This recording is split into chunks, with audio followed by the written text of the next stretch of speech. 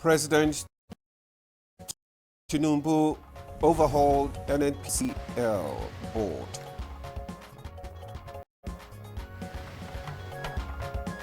Edo governor visits families of UROMI tragedy.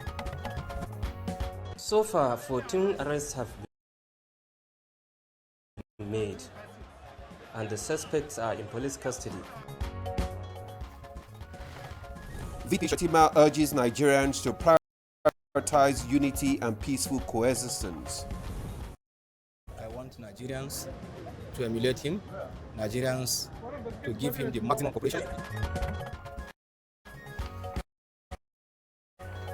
And on Good Morning Nigeria today, we shall examine recent UROMI incident and Governor OKPEBHOLO'S key moves.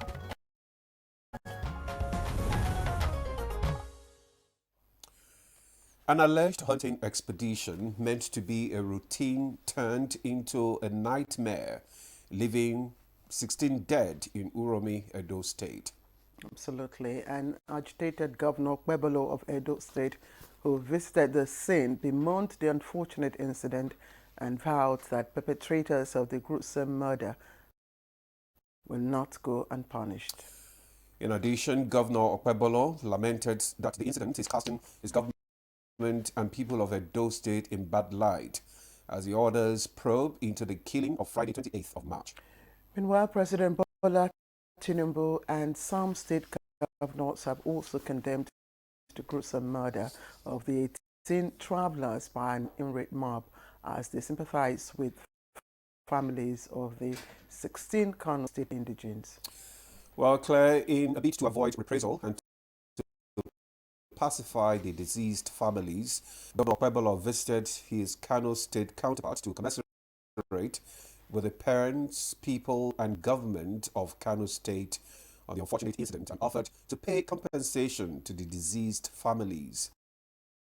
And Kano State Governor Abba Yusuf has also reacted by calling for public parade of the arrested suspects in police custody linked to the painful incident. It's a very, very tragic topic and very sensitive one this morning that we're discussing on Good Morning Nigeria. And our hearts, of course, go to the families of those victims. I am Claire Adilabu Abdurrazak, and we welcome. And I am Ademola Adire. Thank you for joining us this morning. We are reaching you live on the network service of the NTA. Shortly, we'll begin with highlights of the morning news and later newspaper review. Let's join Stella Namete for the morning news. Good morning, Stella. Good morning, Ademola and Claire. Here's the morning news. News just reaching us indicates that President Bola Ahmed Tinubu has approved a sweeping reconstitution of the Nigerian National Petroleum Company NNPC Limited Board, removing the chairman, Chief Pius Akinye Lure, and the group chief executive officer, Madam Melek Kolo-Kyari.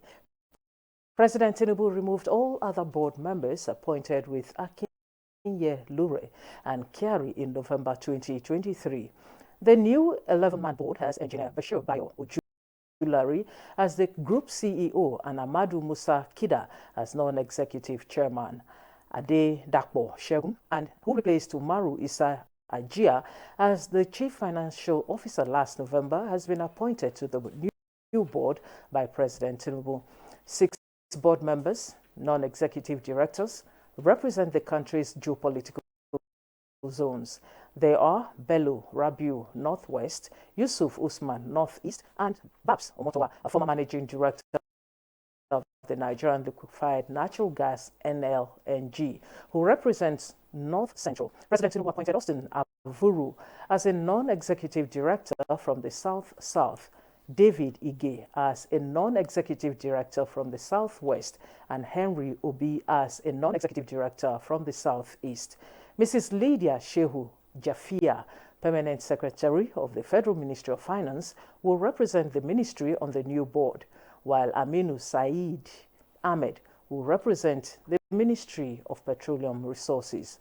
All the appointments are effective today, 2nd April.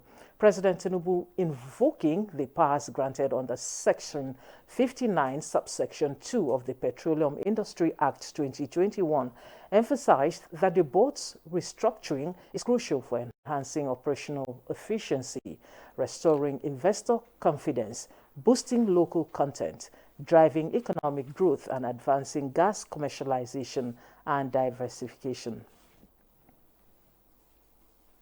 Families of the victims of the UROMI tragedy have commended Edo State Governor Monday OKPEBHOLO for his compassion and solidarity towards them.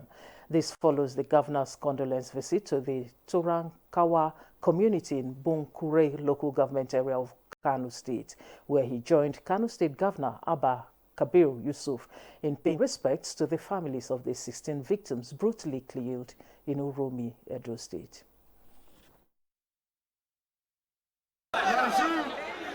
So far, 14 arrests have been made, and the suspects are in police custody. Everything will be okay. By the grace of God. Thank you very much. Meanwhile, Vice President Kashim Shettima has urged Nigerians to prioritize unity, peaceful coexistence, and tolerance as essential pillars for national progress, drawing valuable lessons from Ramadan. He made this call in Maiduguri during a luncheon with Borno State elders and his schoolmates celebrating Eid al-Fitr. I want Nigerians to emulate him, Nigerians to give him the maximum cooperation as he deputizes his boss, His Excellency the President and Commander-in-Chief of the Armed Forces of the Federal Republic of Nigeria. Similarly, Imo State Governor Hope Uzodinma has called on the Muslim community in the state to join forces with the government to tackle crimes and criminalities, ensuring the safety of all residents. He made this call during a special Salah banquet at the Government House in Owerri as part of the Eid al-Fitr celebrations in the state.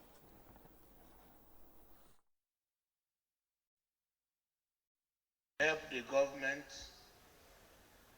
to fight crime. Help the government to stop violence. Learn how to tolerate each other.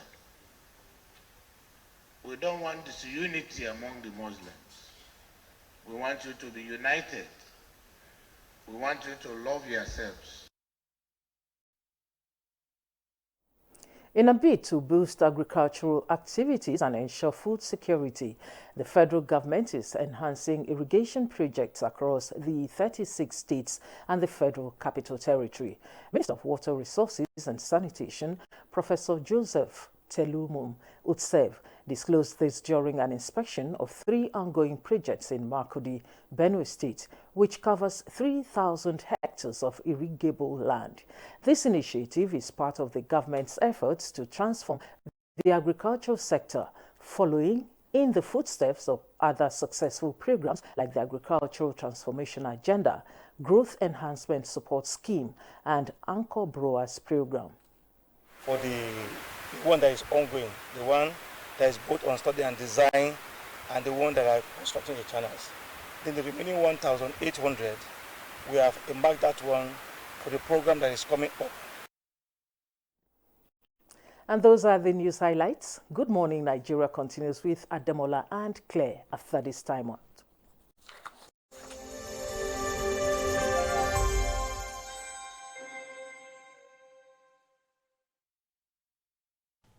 I am Oluremi Tinubu, the global and national Stop TB champion.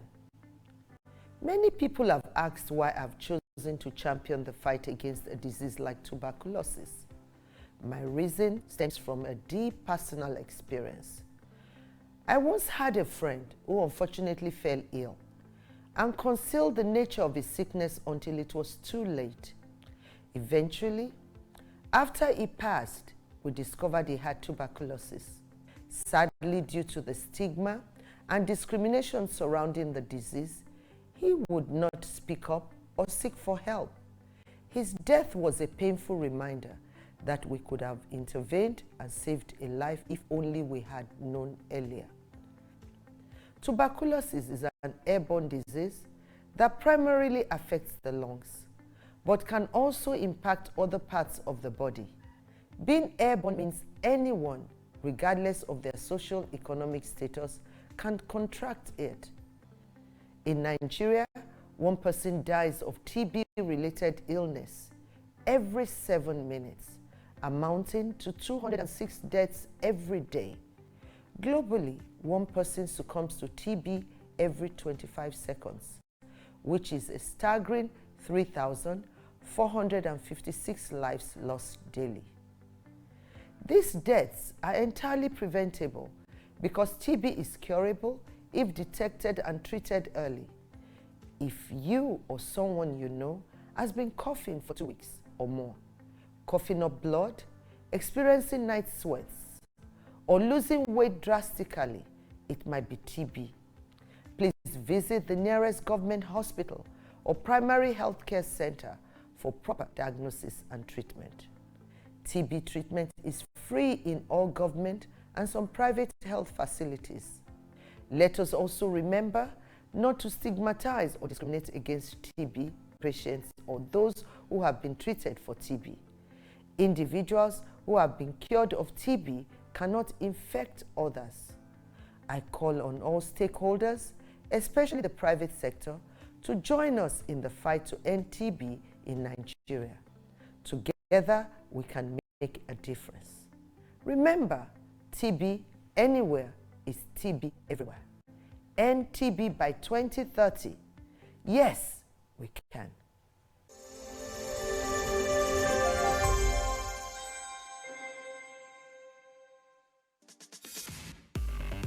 The sport is very, very important to the special kid needs. Engaging in this kind of activities, moving the wheelchair with the strength, is a form of exercise to reduce that stiffness of the muscle. It makes them to be self-dependent, not depending. We should believe that there is ability in their disabilities.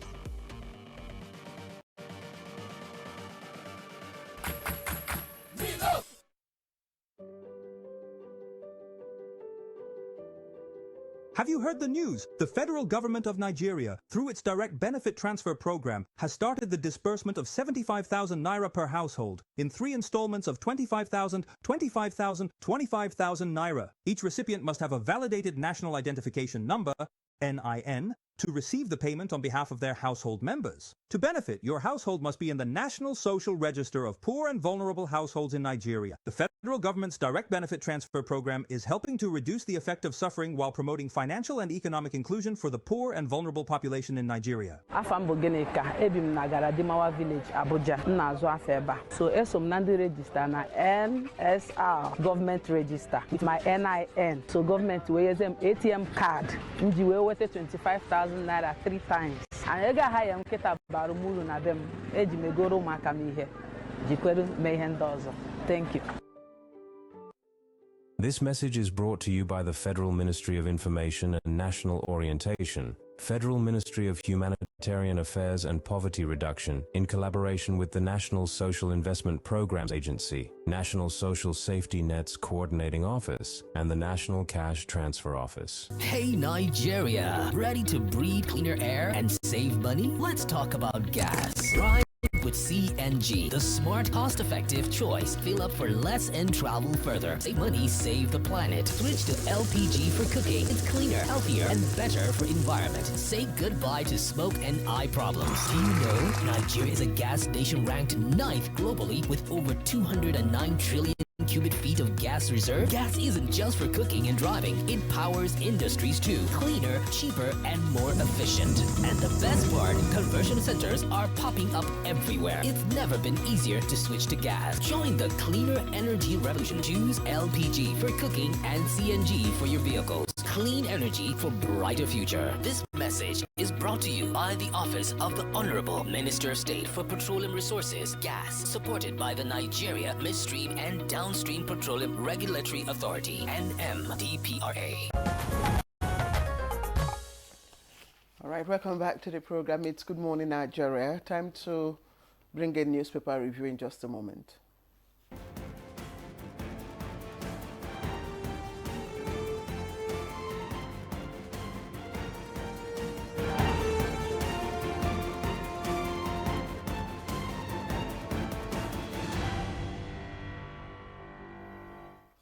Yeah, our newspaper reviewer, Chukudi Okoli Ubaja is here.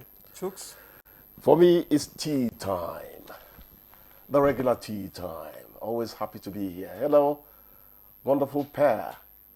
Good morning, Chukudi. Morning. Demo, you're looking suave. All right, let's quickly, so we gain enough time. We'll like to start with People's Daily. People's Daily has, as it lead story this morning, police arrest syndicate for trafficking girls to Mauritania. That's the lead story. And there are other stories there. Governor OKPEBHOLO pledges compensation for UROMI 16 victims. And insecurity, Benue youths protest incessant killings and kidnapping. That story is also on the front page there. And then federal government revokes housing allocation to defaulting recipients who fail to comply within 90 days. And politics of money, bag hits Niger APC council consensus as party sport denies claims. Party's apex, denies claims. Nigeria advocates international laws on cyber-enabled immigration crimes. National initiative to curb hypertension, cardiovascular diseases takes off. Now that's the outlook of the front page of the People's Daily. I return to the leadership now. The leadership is quite busy. Northern elders hail Tinubu over improved security. That's on page 4. Fear grips businesses as U.S. trade war escalates on page 4. And Trump unveils sweeping new tariffs. Crypto market loses $90 billion. And how Nigeria can't minimize impact. That's according to experts. And other stories now. 51 illegal migrants arrested in Nasarawa. UROMI killings. DSS arrests 2 principal suspects on page 21. And there are other stories there. I'll just hand over to Ademola. Okay, I have the Daily Times newspaper with me. The Daily Times newspaper, just above the nameplates. Constitution Amendment, President, governors may lose authority to make emergency laws. Then defiant Natasha returns home in helicopter despite ban. Details on page 11. Then we have the House suspected minor header killed 35-year-old mother at Imom community, Nasarawa State. That's the details of that story can be found on page 2. And we have protests erupt in Otukpo over incessant killings. Details on page 11. Nigeria seeks global partnership to combat organized crime. Details on page 11. Edo governorship election dispute. Igadolo OKPEBHOLO no fate today. Details of that story can be found on page 10. And going to Daily Trust newspaper. Daily Trust newspaper, Natasha defies ban, lands at Raleigh Group in Chopper. Then Edo governorship, APC, PDP confident of victory as tribunal rules today. Details on page 13. Man absconds as wife gives birth to triplets. Details of that story can be found on page 6. Federal government borrows 13.21 trillion naira from World Bank in 20 months. Fresh $1.1 billion loan approved in 1 week as debt profile hits 142 trillion naira. Details of that story can be found on page 3 and 4. UROMI killings, DSS has arrested 2 principal suspects. Edo government. Kano reiterates call for justice. Victims' rights to freedom of movement violated. Chooks? I don't know the details of the constitutional amendment story where you said or hinted that president governors may lose authority to make emergency laws. We need to read the details to understand it. Otherwise, if a president or governor cannot make emergency laws in some situations, you imperil lives sometimes. you do imperil lives. Like the River State thing. How many pipelines went up in flames before President Tinubu descended?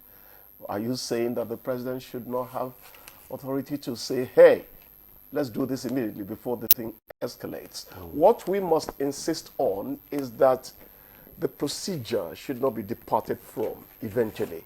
You must allow democracy to work properly. But I think there are situations that demand that you take immediate action concerning some situations, you know. So that's what I want to think about it. Illegal migrants arrested in Nasarawa. Are you all going Trumpian? You know, when a big gun drops a phrase, sometimes a word catches it and it becomes their sing-song. Illegal migrants in Nasarawa, come to think of it, illegal migrants are so many in Nigeria that we were talking about porous borders the other time. Yeah. And I said, those borders are going to remain porous as long as kith and kin remains the driving force in African relations. Because somebody can stand at the other side of the border and tell you, hey, greet mama from you.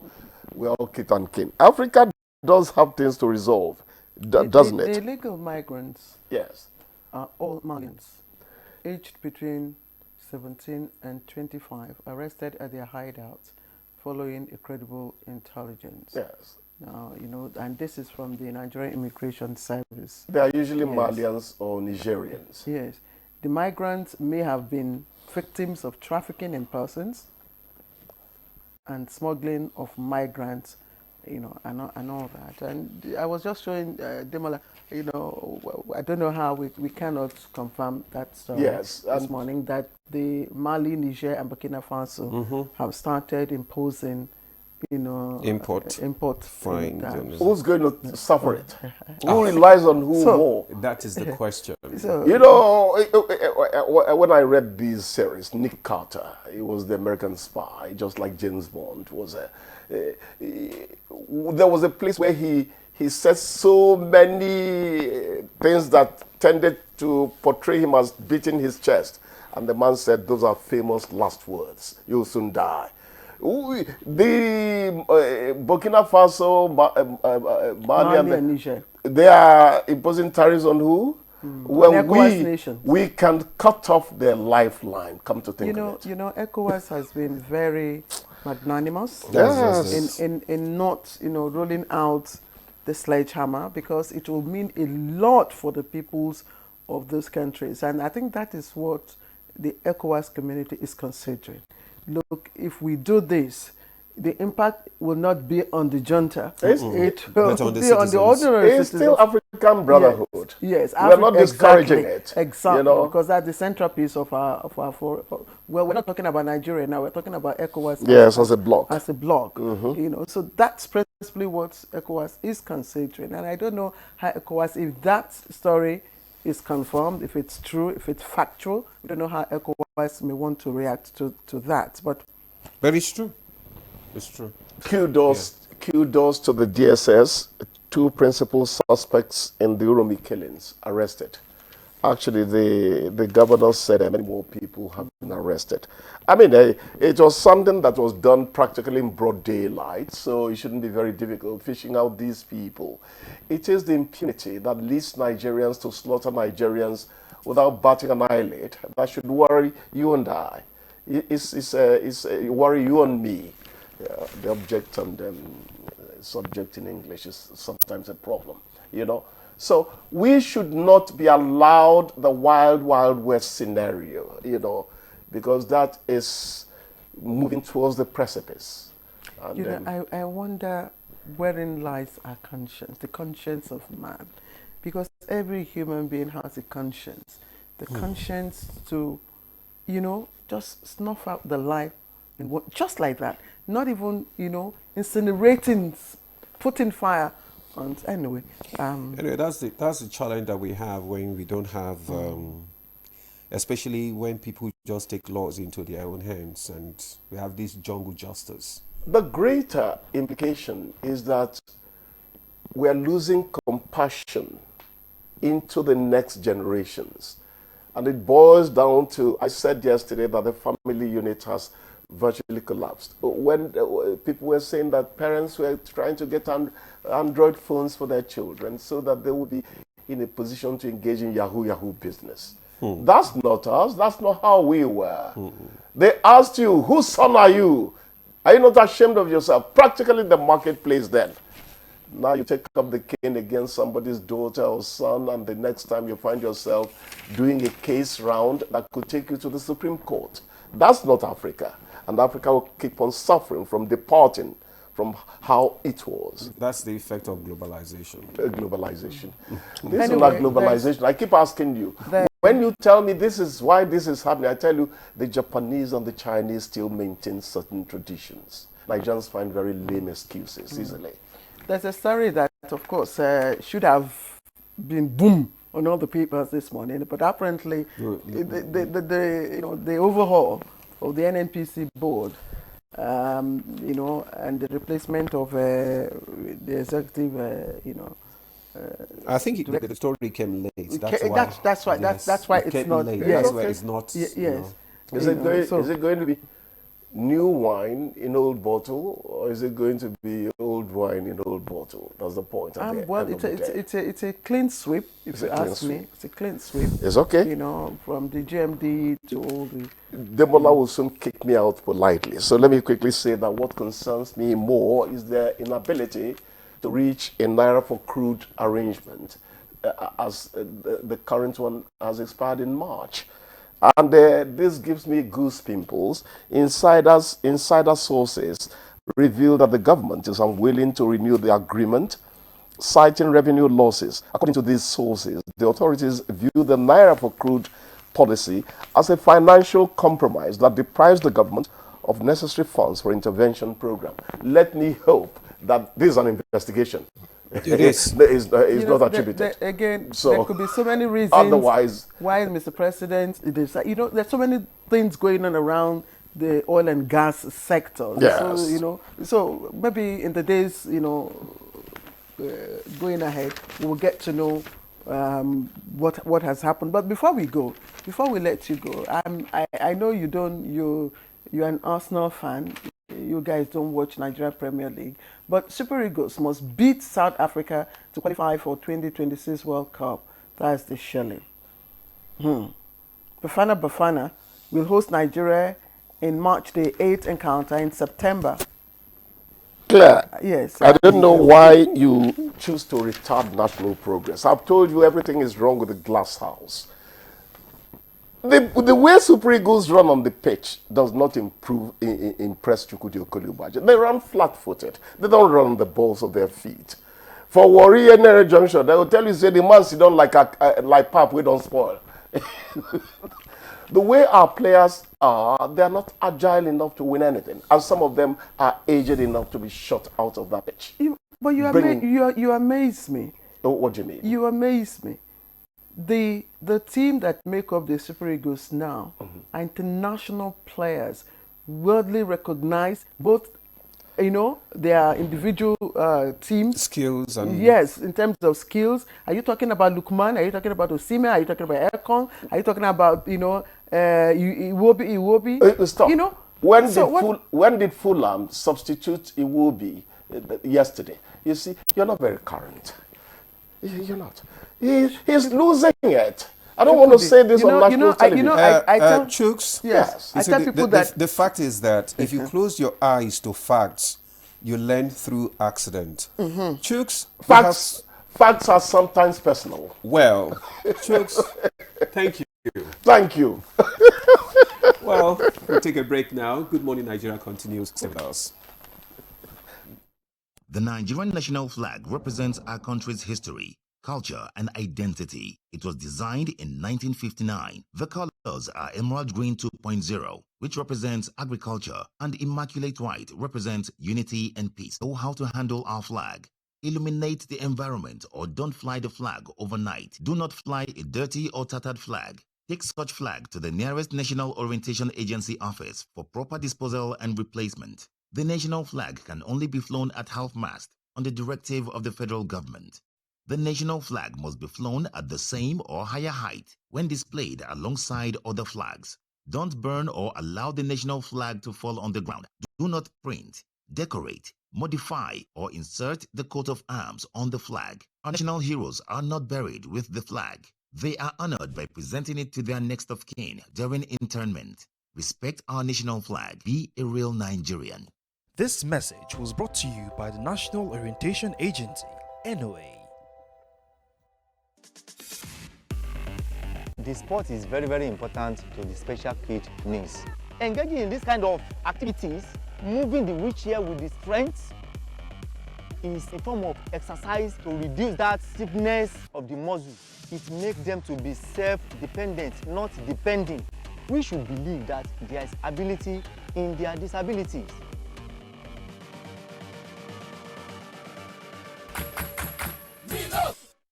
The Nigeria Coat of Arms is the official seal that represents the authority of the Federal Republic of Nigeria, hung on the wall behind the seat of the principal officer of the government, supported by the portrait of the serving president of the Federal Republic of Nigeria. It has 7 features. The black shield stands for Good Earth of Nigeria. The silver wavy band stands for the confluence of rivers Niger and Benue. The 2 white horses stands for dignity. The yellow flora is a common wildflower throughout Nigeria. The red eagle stands for strength. The wreath is in our national colors of green, white, green. The motto, unity and faith, peace and progress, is written on a beautiful yellow ribbon, and it's a maxim for all Nigerians. Be a real Nigerian.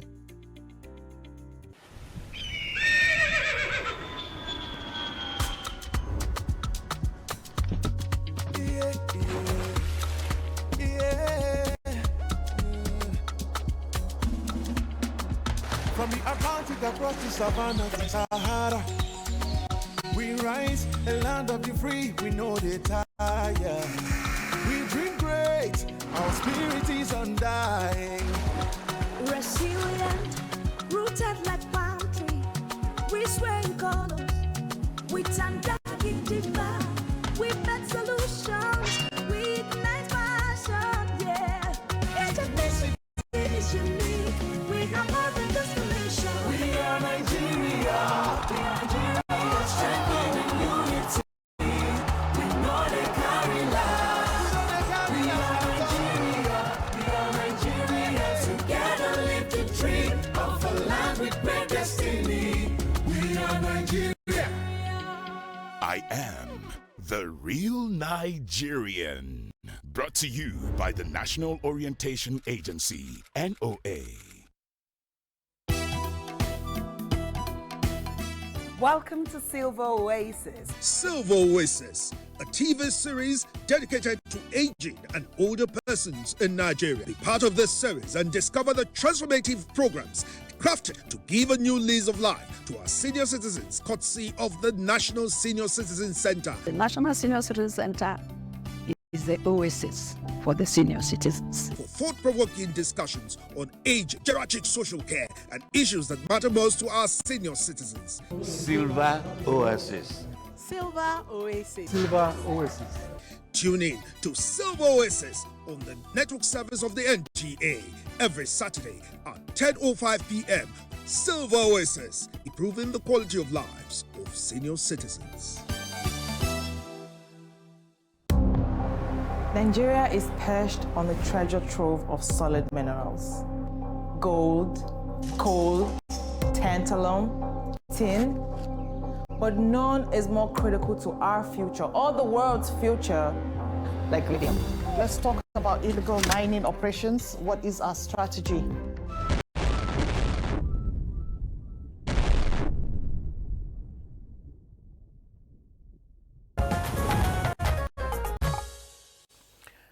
All right, if you just joined us here on to Good Morning Nigeria, live on the network service of the Nigerian Television Authority, NTA. Thank you for joining us. And you're right on time for us to begin our conversation on the UROMI incident. And just before we bring in our guest, we'll listen to the background report put together by Ibrahim Dan Amidu. The UROMI unfortunate lynchings has sent shockwaves across Nigeria, sparking widespread reactions and condemnation. In this horrific act of mob violence, 16 innocent travelers were brutally murdered in UROMI, Edo State, on the wee hours of Friday 28 March 2025. They were intercepted by local vigilantes, mistakenly identified as kidnappers, and brutally attacked despite their pleas for mercy. The incident has drawn condemnation from President Bola Ahmed Tinubu, some state governors, and Edo State Governor, Monday OKPEBHOLO, who visited Kano to commiserate with the families of the victims and government of Kano State. Governor OKPEBHOLO pledged full compensation to the families of the murdered victims and assured them of his support. Meanwhile, the police have arrested 14 suspects so far, while the hunt for other perpetrators continue as investigation unfolds.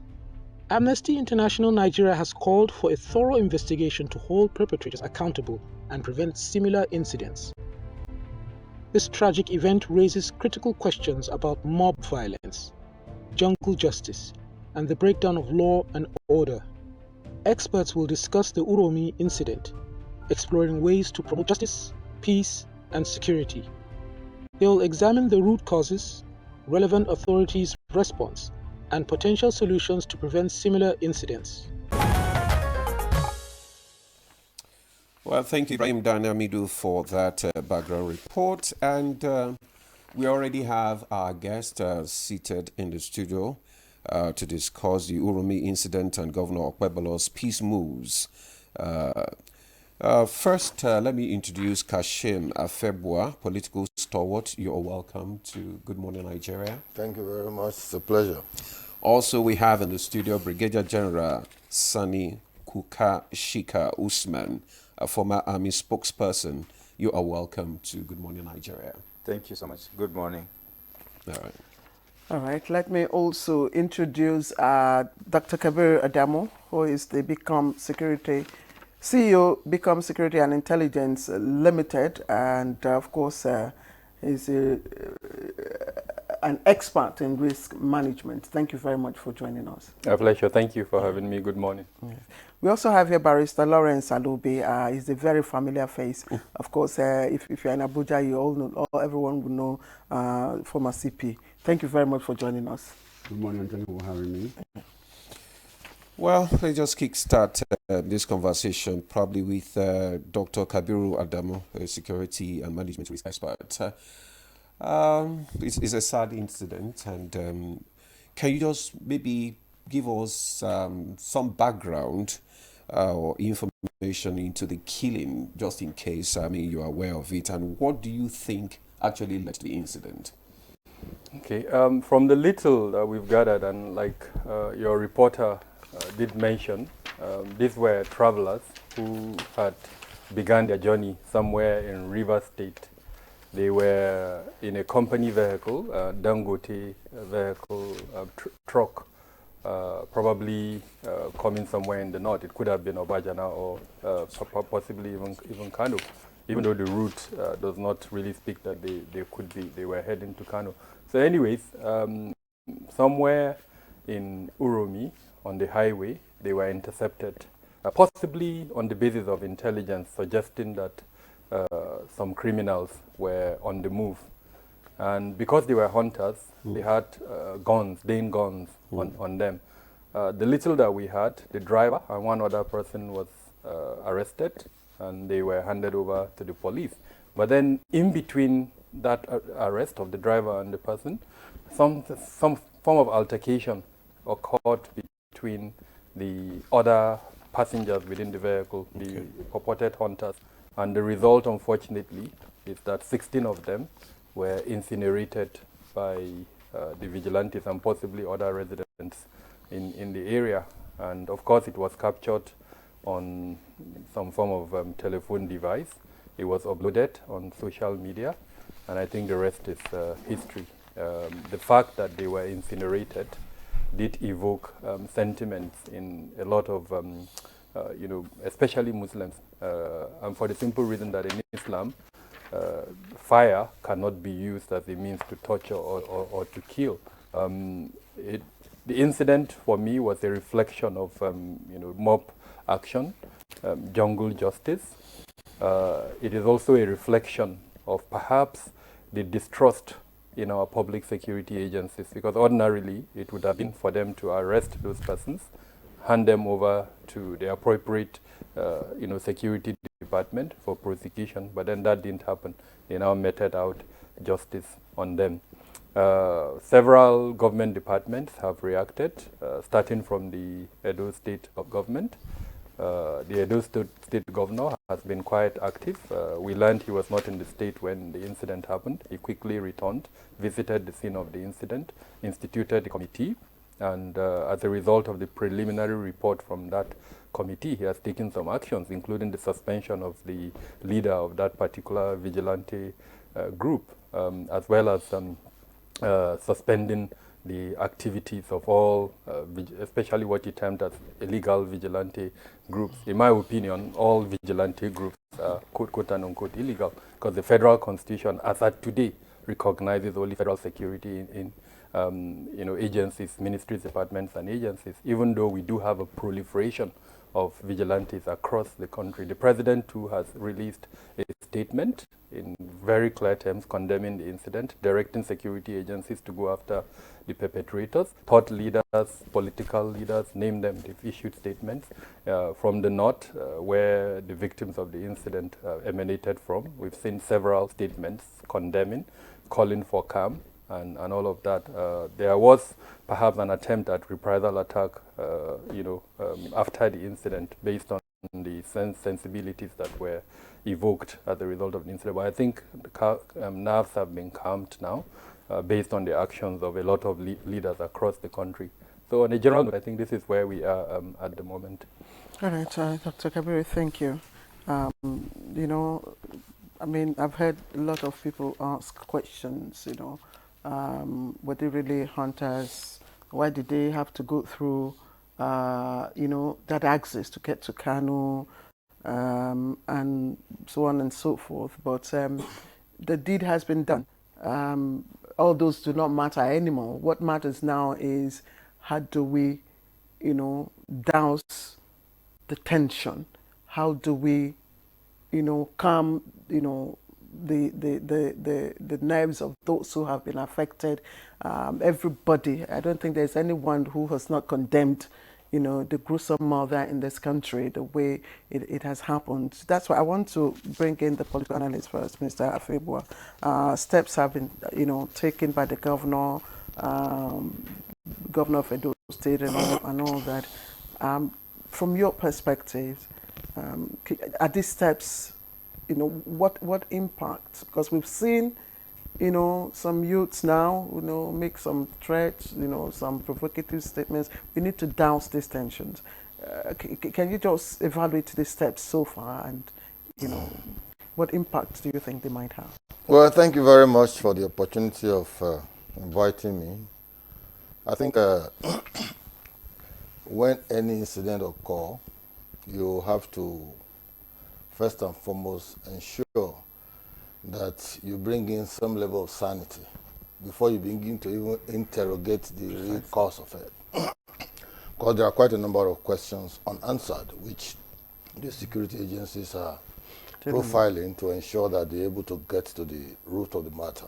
But even beyond that, our law says even when you catch a man at the point of robbery, you can't kill him there.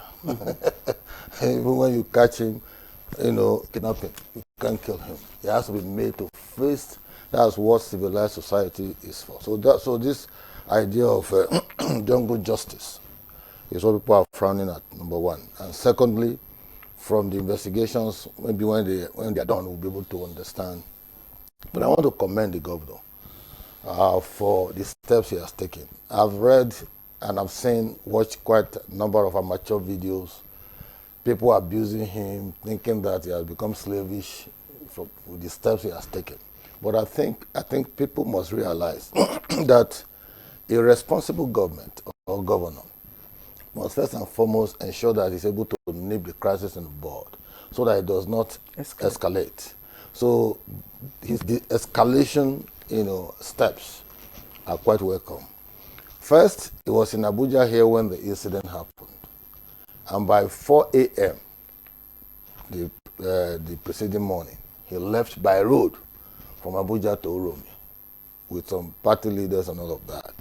He got there around 8:30 thereabout, and he was able to carry out on the spot assessment. And he also took immediate steps, suspending the chairman of the Edo Vigilante of the security corps and all that. There's a difference between illegal vigilante and the one that's illegal. The Edo security corps is actually established by law of the State Assembly. Okay. So the Inspector General of Police, before the election, proscribed it. That particular body, yes. Okay. But after the election, because of the issues that came after the elections, they did proscribe it. So that's why the man who was appointed the chairman is actually a retired commissioner of police, Ibadan. So they've set it up, and that body is the one that is helping to provide some level of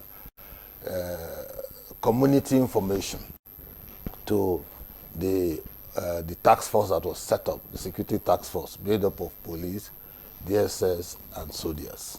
So, and the governor provided vehicles, distributed over 50 vehicles, Hilosys, to ensure that he's able to beef up the security of the state.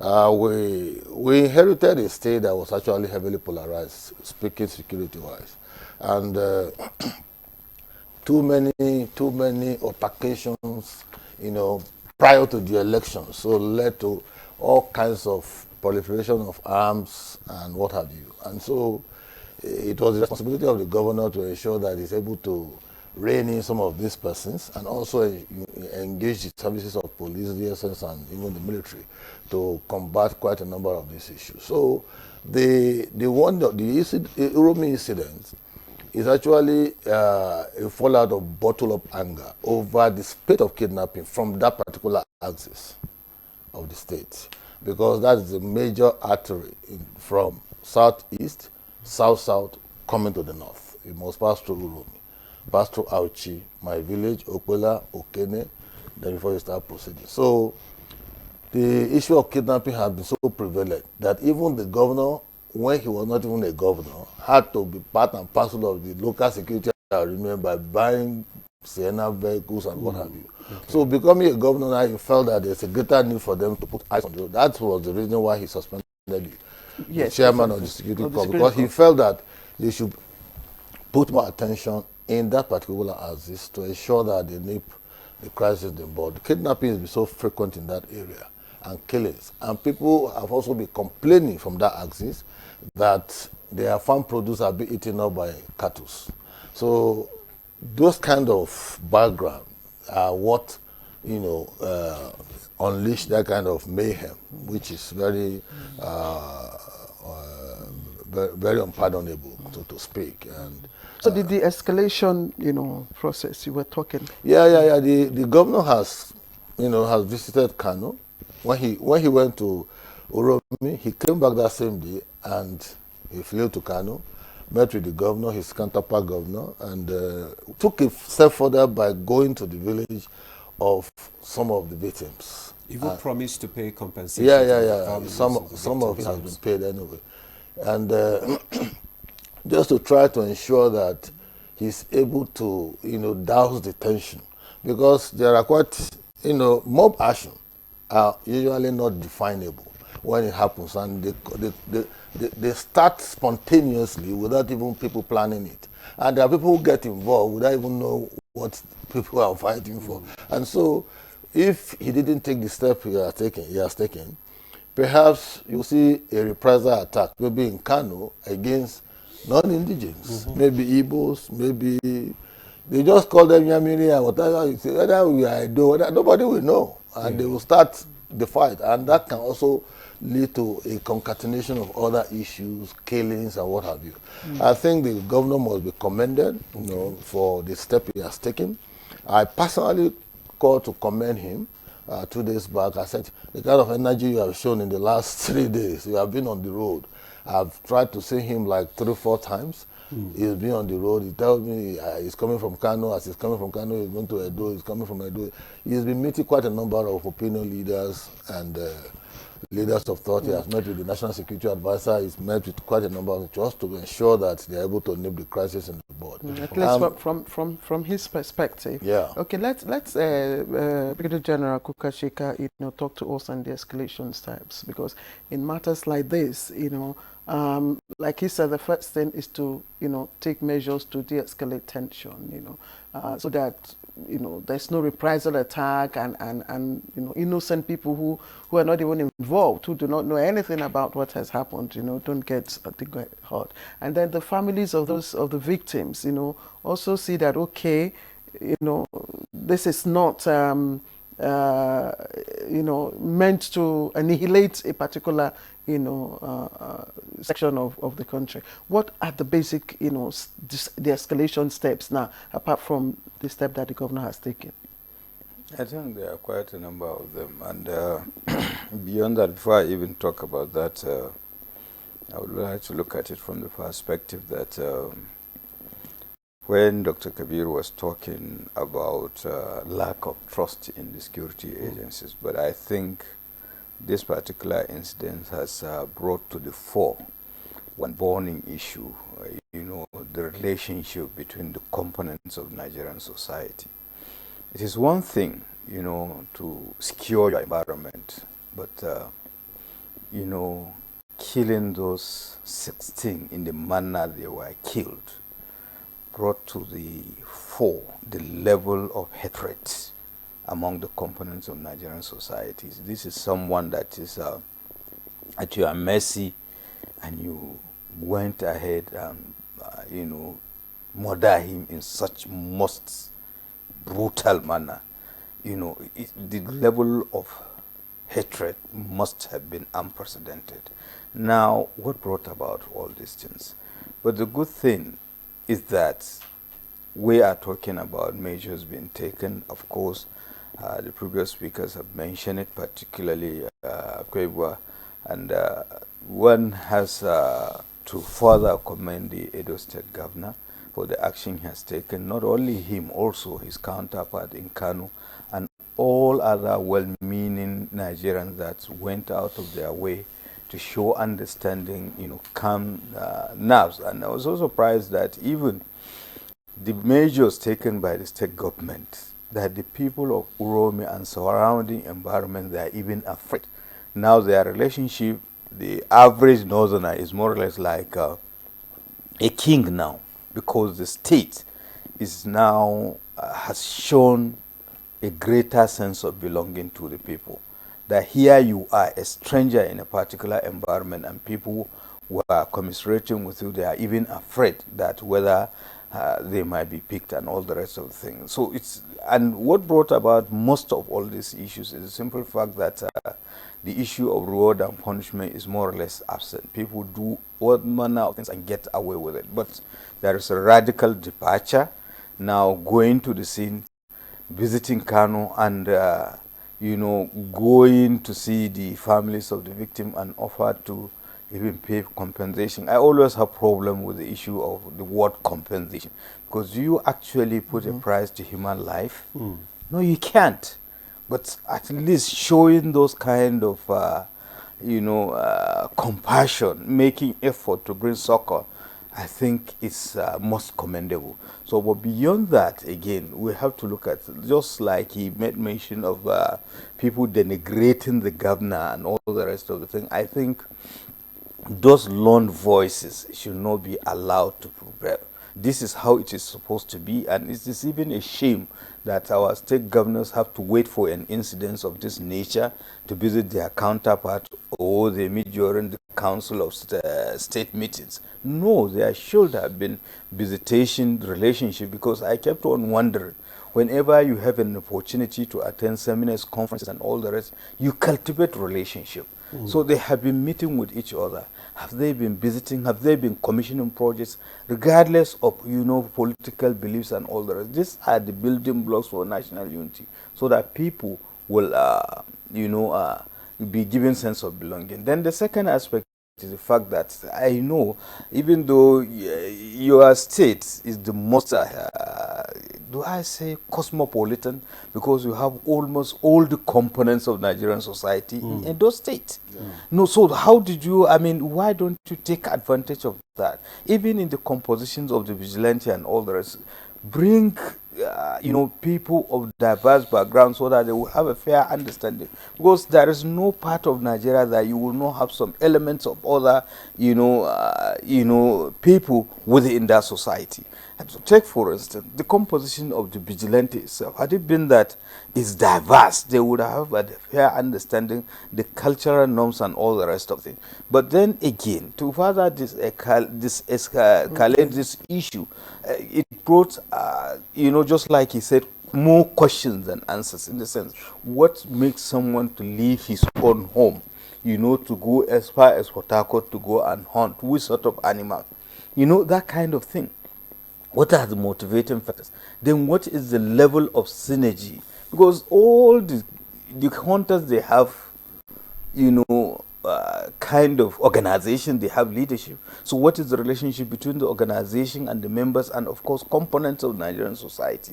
So these are the kind of things that we should be talking to each other, so that issues of this nature will not even happen, so that when you are traveling from point A, because the Constitution guarantees freedom of movement to even own properties in any part of this country, so long as you can afford it lawfully. So why don't we work on this aspect to make sure that Nigerians are given sense of belonging? Because the staying power of the Nigerian state is not the mineral resources, it is the human resources. Do we take advantage of that, give everybody a sense of belonging, so that he or she can contribute and see himself or see herself as her brother's keepers? And the starting point is even our elites. Take for instance, can you, with all sincerity, tell me that you have a friend in Yobe State, that today, if you find yourself in Katsina, you might not even think of going to a hotel? We keep on building relationship, and the elites are supposed to be doing that, so that it will permeate down, you know, to this thing. Because right now, even inside UROMI, there are still Hausa people, you know, going about their businesses. So these are the kind of things we should be talking. And beyond that, I must commend the religious and traditional rulers. We have seen their moves and all the rest of them. Beyond condemnation, and even the tone of the condemnation is very, very commendable, you know, except for some lone voices that do not even have, you know, full grasp of what is going on. It's quite sad, it's quite unfortunate, but I think it is a wake-up call, and so far so good. I mean, the steps being taken. So the Edo State governor, instead, please talk to those people, whoever they are, saying that he's been is it, what is the word I use? Weakling. I think they are the weakling. They are the weakling. Because he has come out as more or less as a responsible leader, and that is how he's supposed to be, with his Kano State counterpart and all other people that lend a helping hand. So we need to support and encourage them, so that we will not have the reoccurrence of what happened. And these are the kind of escalating steps that we are talking about. Each and every one of us has a role to play. Give each other greater sense of belonging, so that we will not have a repeat of such unfortunate incidents. Thank you very much, General. Thank you. We all have a role to play in this matter. So let's come to Barrister Alobi now. I mean, I still want us to talk about this issue of distrust in the security apparatus in this country. Are there any systemic issues or weaknesses in the security apparatus that you think actually contributed to this incident? Yeah, that's true, to a large extent. So let me join others in commending the role of the governor. The governor has applied wisdom and problem-solving approach to issues. He has shown compassion and empathy. And this is what a leader should be. This is good leadership. And his counterpart too in Kano too has also reciprocated. And when this issue came up, this incident happened, there was a lot of tension all over the country. The appraisal attack and so forth, in the social media. But thank God, we've applied maturity Today, the tension is dowsing down.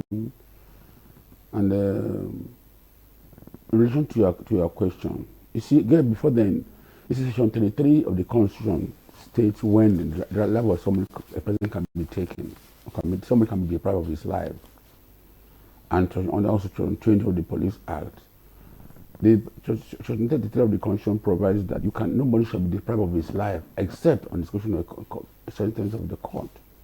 The court find you guilty and say maybe you die by firing squad or whatever.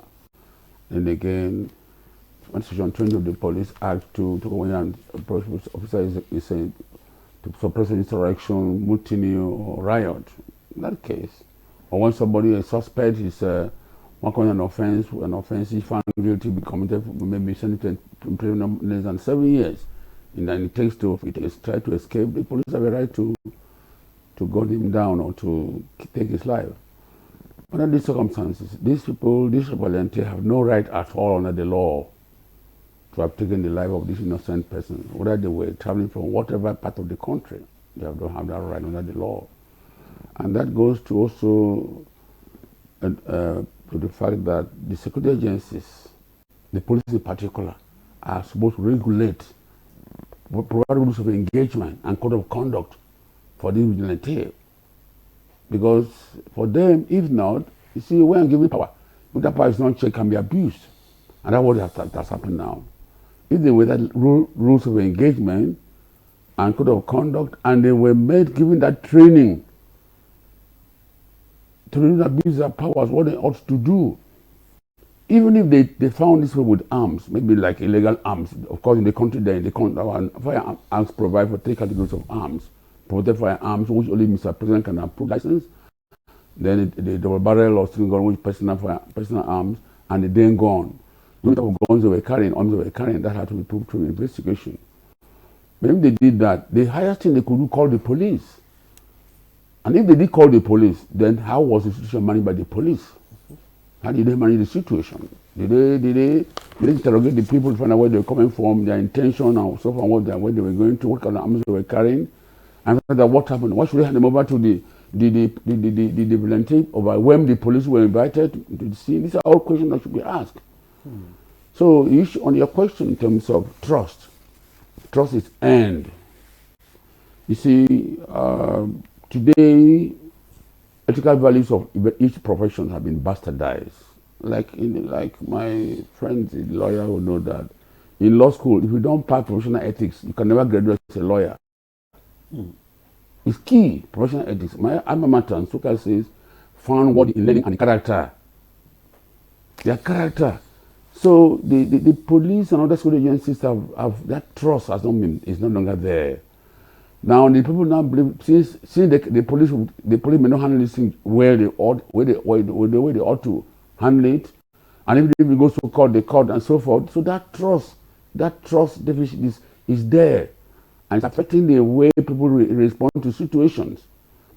They believe that maybe if they take them to the police, or if the police invited, they will not do the right thing and so forth. But that is not good enough.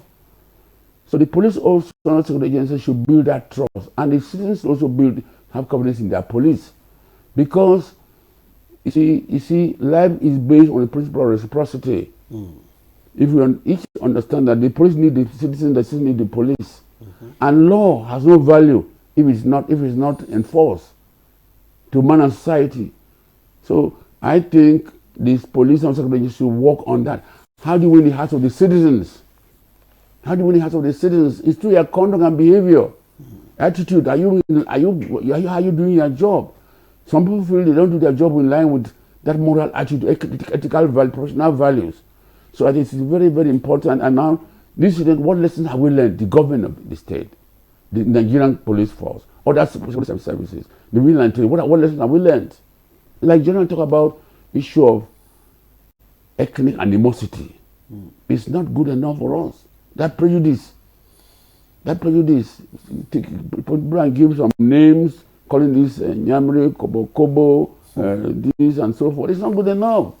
We're Nigerians. Serious of us Nigerians. Our constitution says freedom of movement. So I think we should try to build that bonding, loving spirit. Whatever a Nigerian is, love every Nigerian. And if we do that, I think this question of suspicion and fear and animosity and hatred will overcome it. So it is now is what lessons have we learned from this? But the government, the federal government, what lessons have the police and secretaries learned? What lessons have the governments, the federal government learned? These are things we ask ourselves. How have we done? What has happened now? How can we prevent future occurrence? Because it has happened. It has happened. Precisely. That's what I want to, Dr. Kabir Adamu, because before we even look at how to deal, with the takeaways, with the issues that this incident, has thrown up, let us look at, because right now there seems to be a genuine empathy coming from, the office of the governor of the state. I mean, by extension, probably the people of Edo State. There's that genuine empathy, and they've tried to reach out. But you discover that the people that will fan the embers of reprisal will not come from Edo State. There are other people who probably don't even know what is happening. So in this wise, you are the risk management expert. What more far-reaching, actions can the state and all Nigerians take, to prevent reprisal risk? I can answer your question with 3 words. Improve public security. That is the elephant in the room. Kasim earlier on mentioned the circumstances in UROMI that perhaps may have contributed to the heinous incident. Public security had deteriorated to a point where the people were incensed. And this is a common element, unfortunately, across Nigeria. Yesterday night, I was called around 8 p.m. Sabon Birni in Sokoto. The gunmen had raided Sabon Birni. They had kidnapped, killed about 9 persons and kidnapped an unknown number of persons. There is no part of the country that you don't hear elements of the deterioration of public security. And this is something that has happened over a period. This administration is doing a lot to address that. But until we reach a circumstance where lives and property are protected to a point where, as a Nigerian, I do not feel the obligation to protect myself beyond what the public security is offering me, then frankly, these types of incidents will continue to emerge from time to time.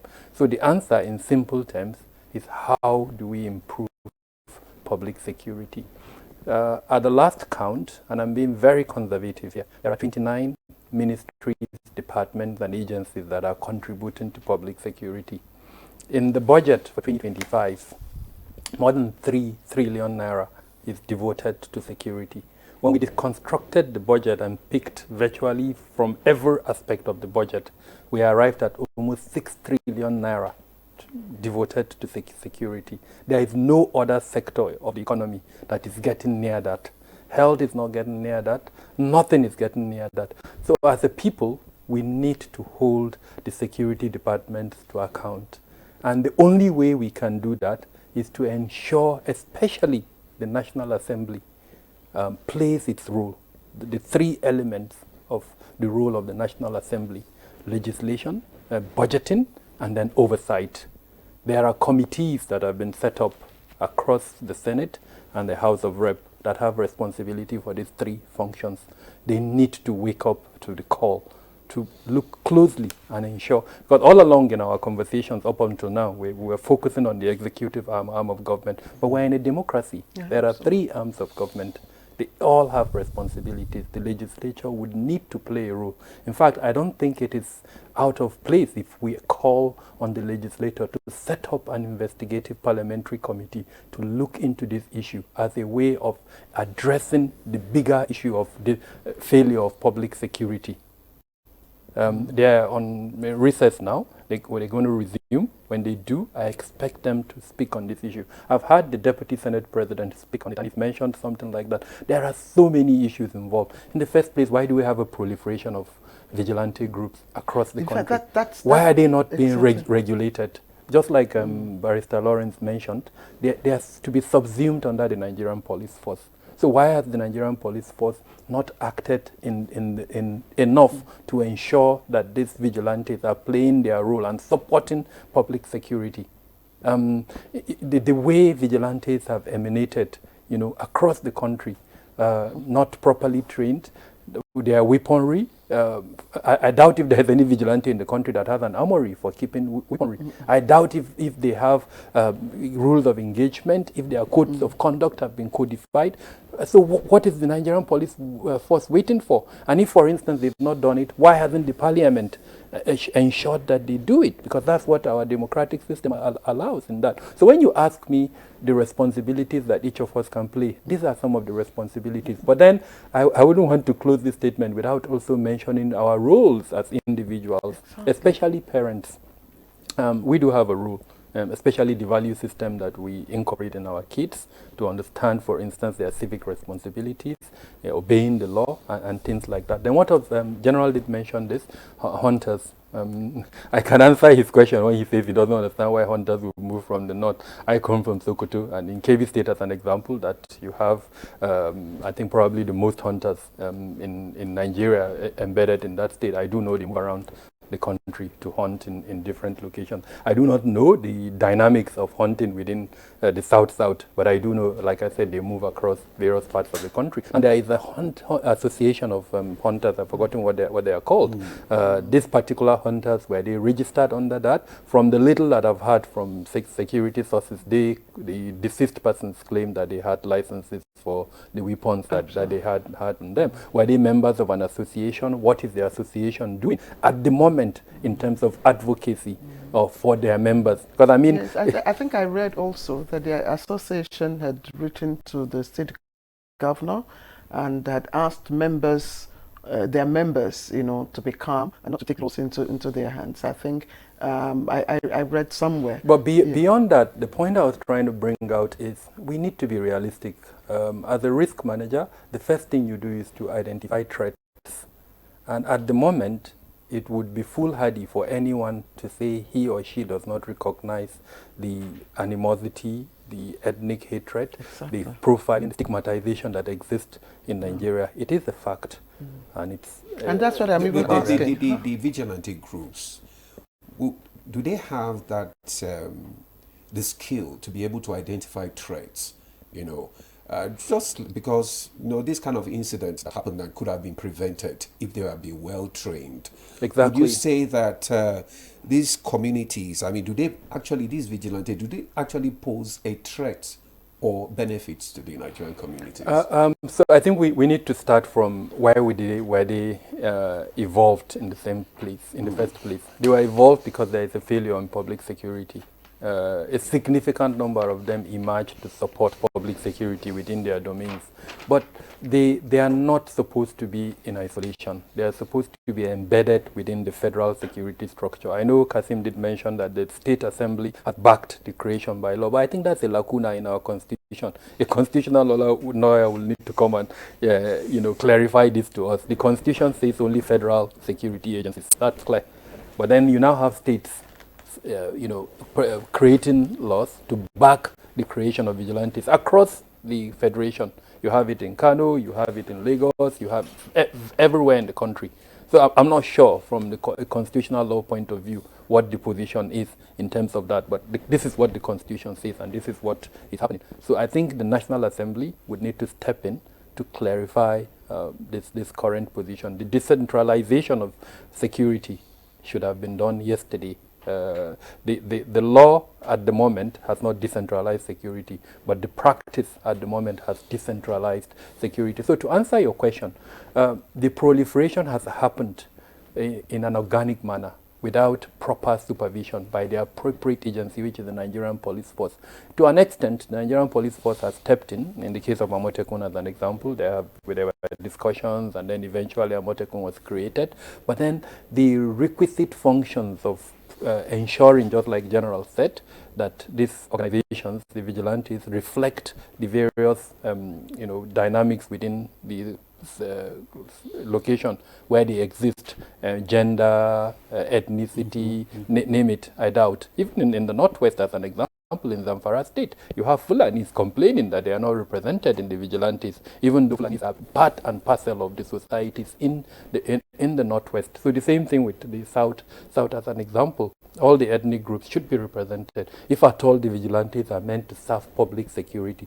So because the police have not played that role and their training has not been sufficiently conducted, I think I wouldn't be wrong if I say they do not have the requisite skill to identify threats in the manner that they are supposed to identify. At the risk of being political, I visited Edo State under the immediate past government, and I was quite impressed. Again, I'm a professional. This is not a political statement. I was impressed with the structure that I found there. I found a command and control center that even in New York, was almost equivalent to what I found in New York. I hear that structure has been dismantled. Now, I don't know the reason. Perhaps the reason is to create a better one. If that's the reason, then yes, I'm happy and I'll clap for the current administration. But if the reason is not to create one, then I'll urge Kasim to tell the incumbent governor to go back to that command and control center. It had all the elements of a command and control center.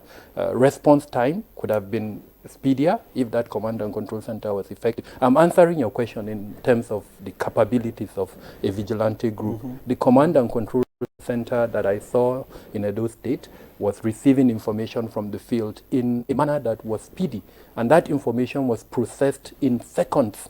And then the idea of processing that information is to inform the relevant security department to deploy to that location. Now, that is how a public security system should be. Supported by the appropriate vigilante network. At the moment, I'm not sure if that is in place. So I'm hoping that, because Edo State is a government in transition, it's a new government, a lot of things would need to be set up.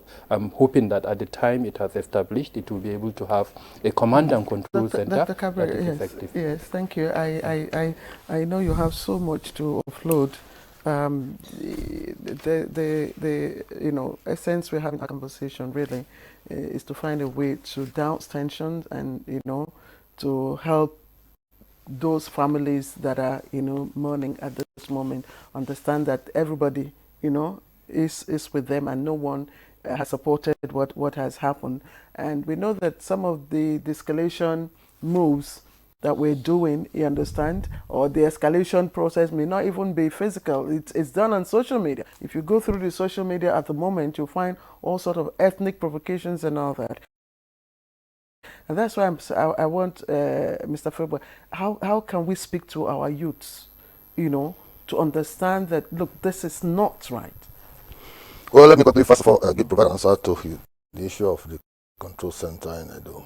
That is under the supervision of the police. The state government built a control center, a data and control center and all that. For those who run it are the federal police.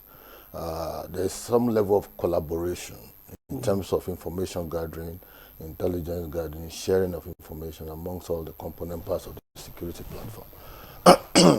Secondly, you see, there is quite a number of lapses everywhere in our security architecture in terms of both the players, that is the workforce, and even people having job satisfaction when it comes to carrying out their responsibilities. Edo is not going to be an exception, but the incident of the UROMI is not, I don't want to preempt investigation, it's not entirely a vigilante issue. I think the locals just overpowered whatever vigilante that are there to carry out this handle. It's a mob action because the Edo Security Corps is well organized, well structured, and they work hand in hand with the police. They are not so much autonomous as to take laws into their hands.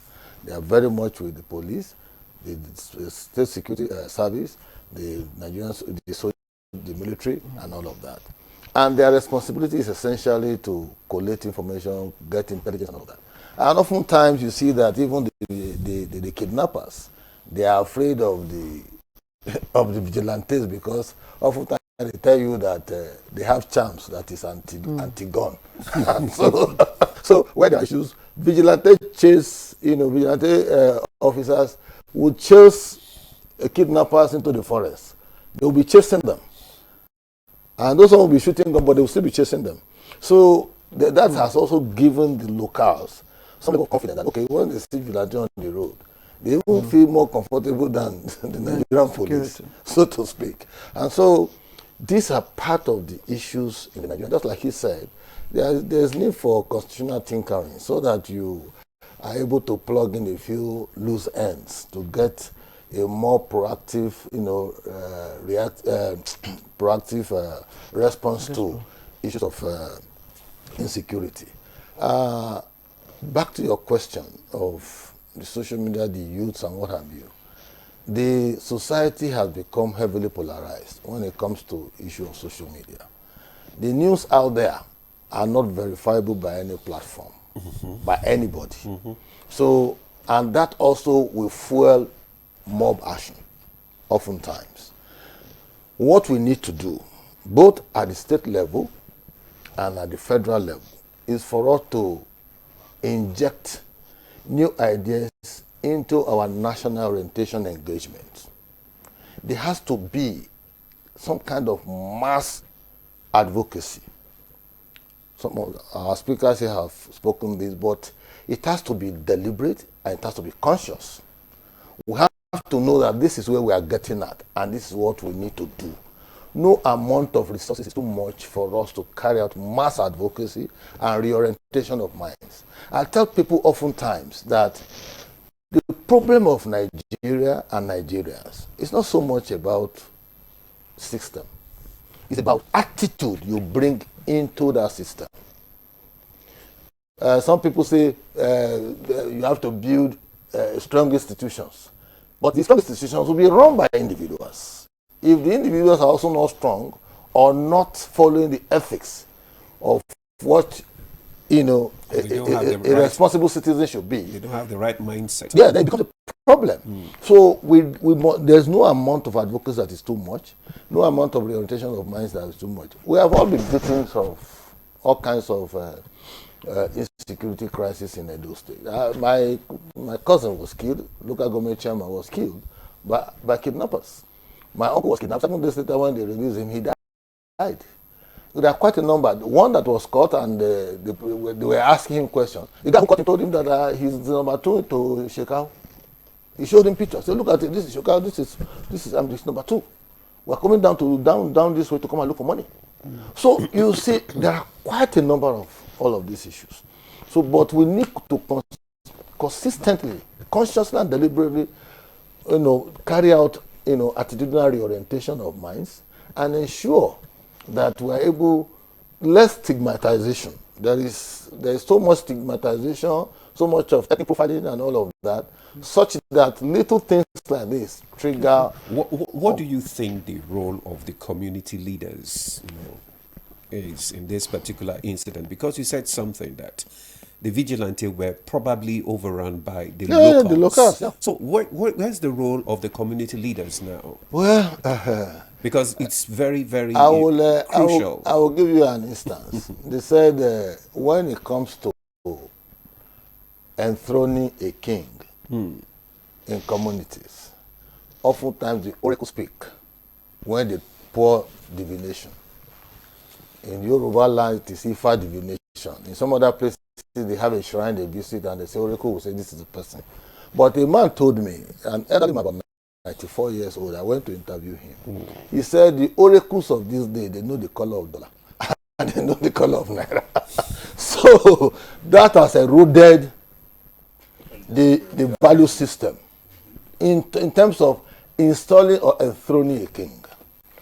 And because it's been politicized, because of our love for crass materialism, you are not going to get the honest truth from persons who emerge from those kind of polluted arrangement.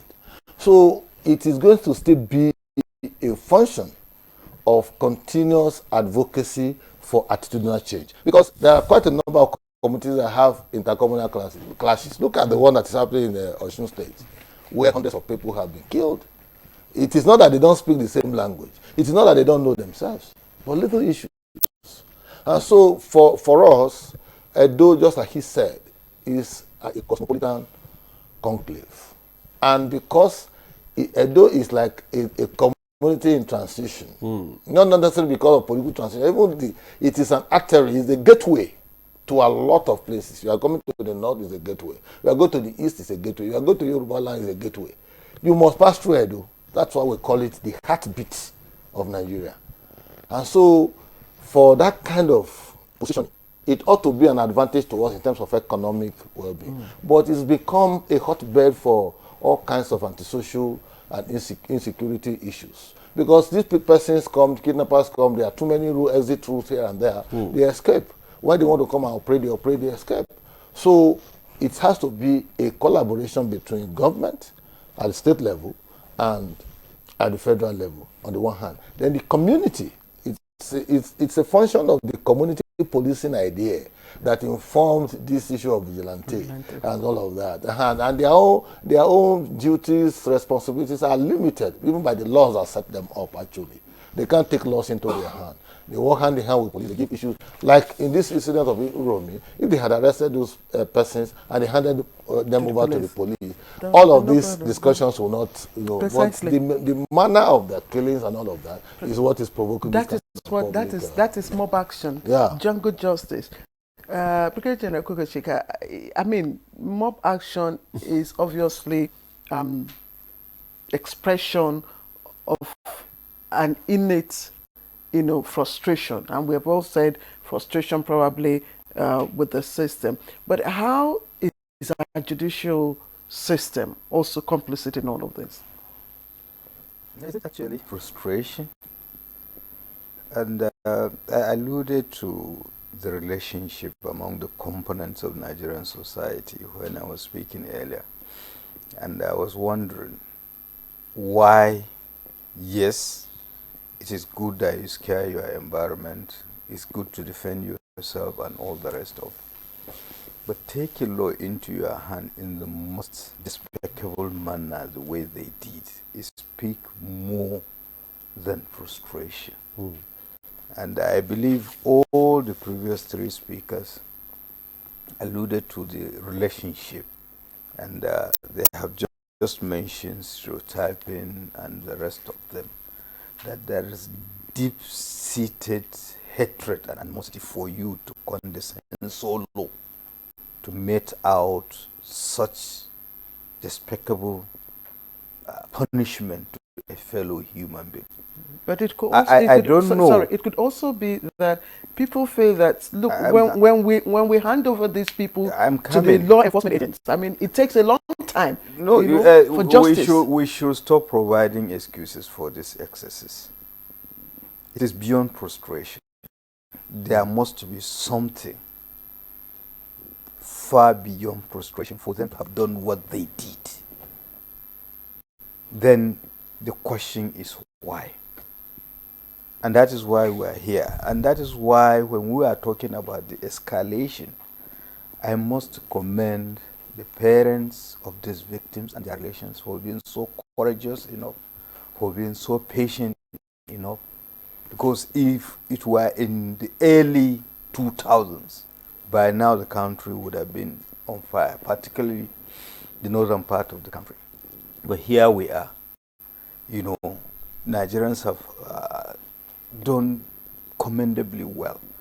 And I think we need to build on that. And he talked about orientation, attitudinal change and all the rest. And that is where we are missing it.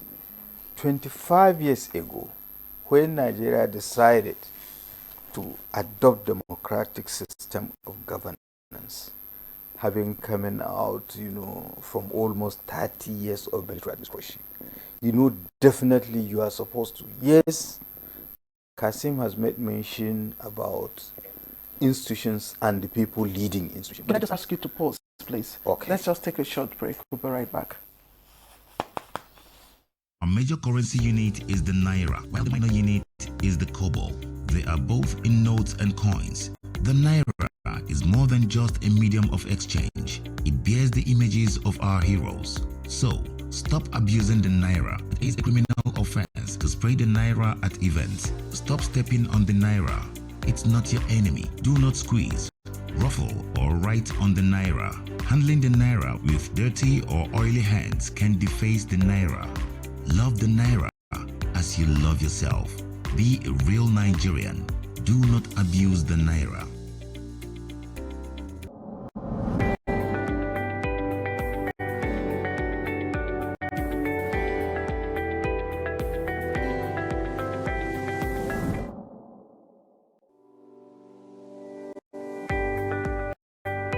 The business environment, to be honest with you, has been extremely hard for most Nigerian women's businesses, and of course harsh for a number of reasons. There is no way you would increase or subsidy and increase the price of fuel that it doesn't have the counter effect. It has been very challenging for so many women. I know that a lot of them have cried in one way or the other to us to find ways of intervening. But that is not to say that it is all doom and gloom. We will still have a few percentage of women that are thriving in this economy, but we hope that we'll be able to get a larger percentage.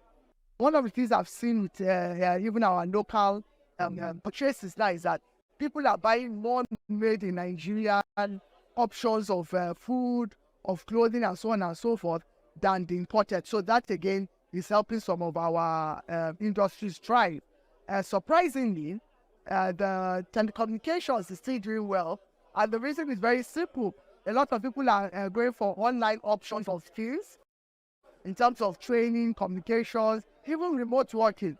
And so you will see that people that provide services around those areas also thrive. But I think at the end of the day, it's about partnerships, collaboration, and influencing power from especially the private sector and even the public sector. But we really need the public sector to drive a number of things, especially policies, because the public sector has the national spread above even whatever we can do in our own small way. What has happened over the years is that even the government, for example, is being pulled from different angles by all these stakeholders. We need to harness ourselves to have strategic focus areas, and we should all be moving in the same direction, not using a competitive approach, but a collaborative approach. Secondly, in collaboration, we need to move with large clusters of decision makers. Instead of, the process of reaching out to individuals is painstakingly long and it takes time. And so we need to engage these stakeholders on a larger platform. I think it's very important to identify where you can get help in your own little way. And one of the things I've realized is that when you operate in silo, it is difficult for you to lift yourself out of the situation. Identify ways you can do what you are doing in a simpler way. And if what you are doing is no more profitable, why not find out what can you do in the meantime that will help you? You need to think outside the box and then connect. What you can do is also identify people and become a cluster to provide a service that ordinarily you cannot do alone.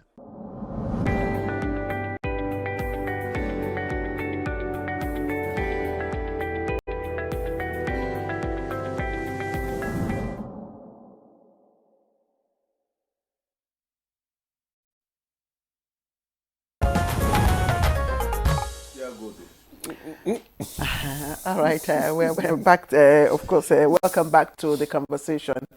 Just before we went on break, Brigadier General Kukashika was speaking to my question, and I wanted to know if our judicial system, was also part of this problem that is, forcing people to take laws into their hands.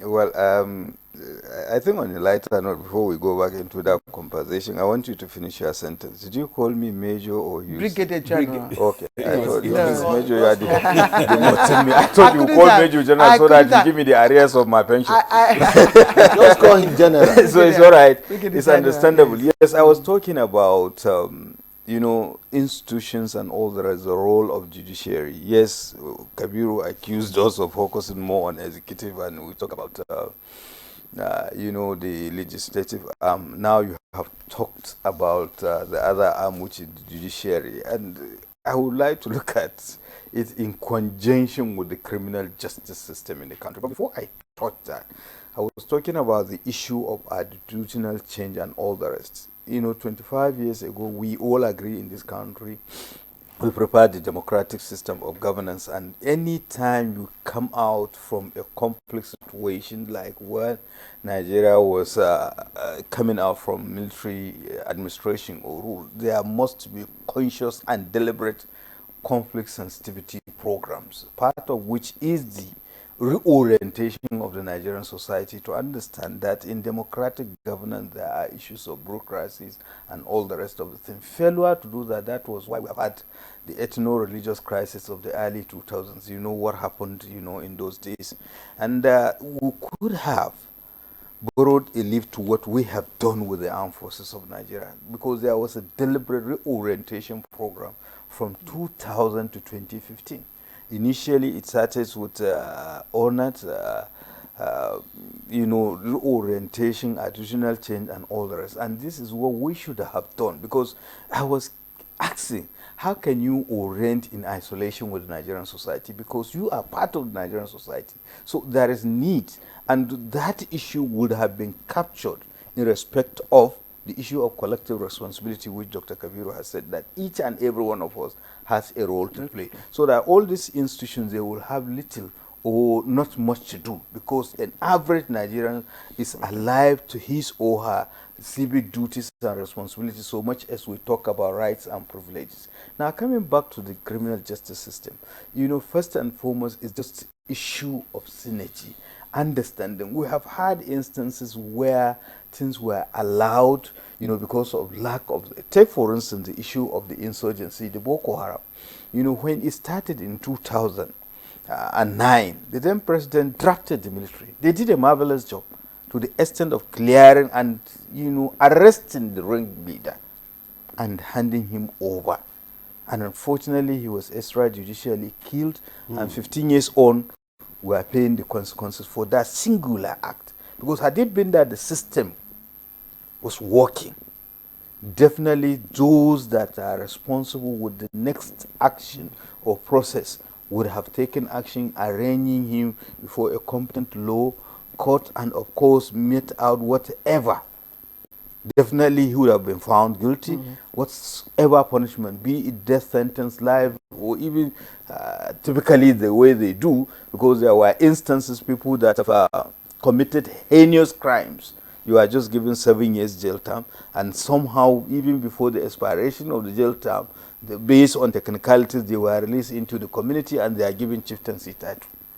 Now, these are the issues. Now, when you talk about that, yes, he also talked about lack of confidence in the security. Yes, but it is not just the security, even the judicial arm of you know, the system, simply because to a large extent, with due respect to them, people tend to take law into their hands because they are not so sure they will find justice. Unlike in the past, that it is. Before we talk about you, the fourth arm of the realm, the judiciary is always there for the common man, because it's impartial, it's blind to all these extraneous variables. So, and unfortunately, it is not the case now. So we cannot pinpoint certain instances, so to speak, but I think there is so much to, you know, be done, or there is so much to be improved upon in terms of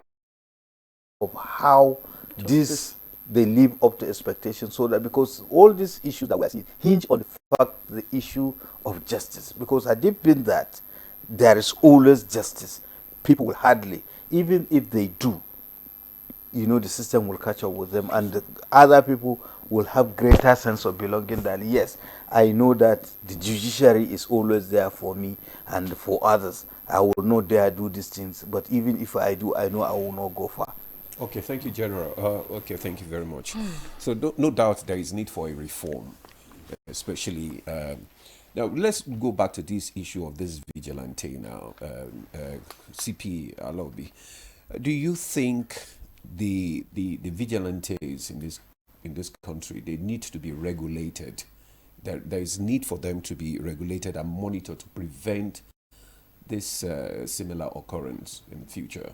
Before I respond to that, permit me to make some comment about issue of character, which I mentioned, attitude. Okay.